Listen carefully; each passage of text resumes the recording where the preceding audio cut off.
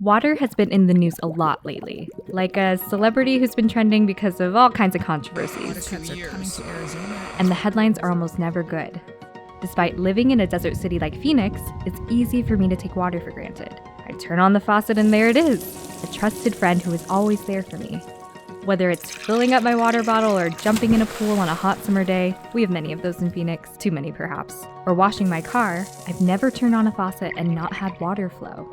So, even though water is pretty much my bestie and always there for me, I have never taken the time to really understand exactly how water reaches my home. Where does water in Arizona actually come from? I need answers. Talk to me, water.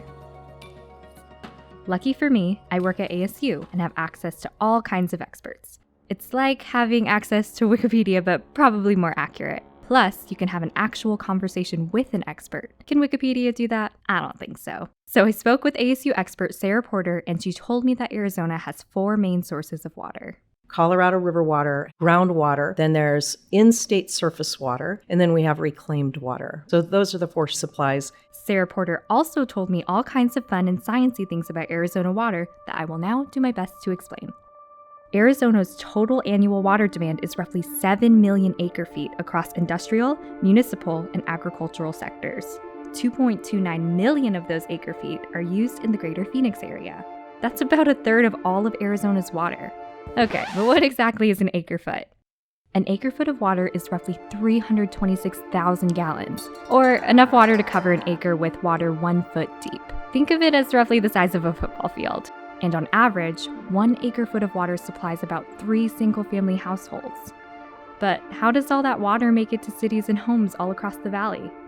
The majority of water for residential use in Arizona comes from the 2 systems: Central Arizona Project System, we'll call that CAP, and the Salt River Project System, SRP. Water is really local, and any given municipal provider has its own water portfolio, and it may be very different from the water portfolio next door. It's amazing how much difference there is from place to place. And every community will have some combination of those supplies, maybe none of some of them.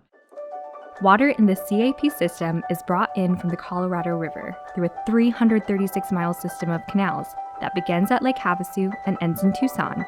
Throughout the journey, water flows through 14 pumping plants that lift water up to 800 feet in some places, so it can flow by gravity to the next plant, as well as 4 tunnels through mountain terrain.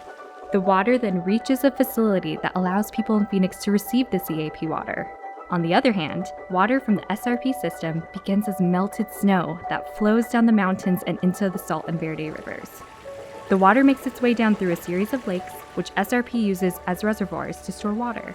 It is then released into a series of canals stretching over 131 miles, and also uses gravity and pumps to help water flow into water treatment facilities. After being treated to take out any icky stuff and meet quality standards, the water is then pumped through the underground pipes to homes and businesses. On average, SRP water travels about 150 miles from the source to my home. Yep, this melted snow came a long way to get to me. Thank you, snow. I also learned about reclaimed water. Reclaimed water is used in agriculture, golf courses, parks, industrial cooling, or even maintenance of wildlife areas. It is also used to replenish Arizona's systems of aquifers and groundwater storage facilities.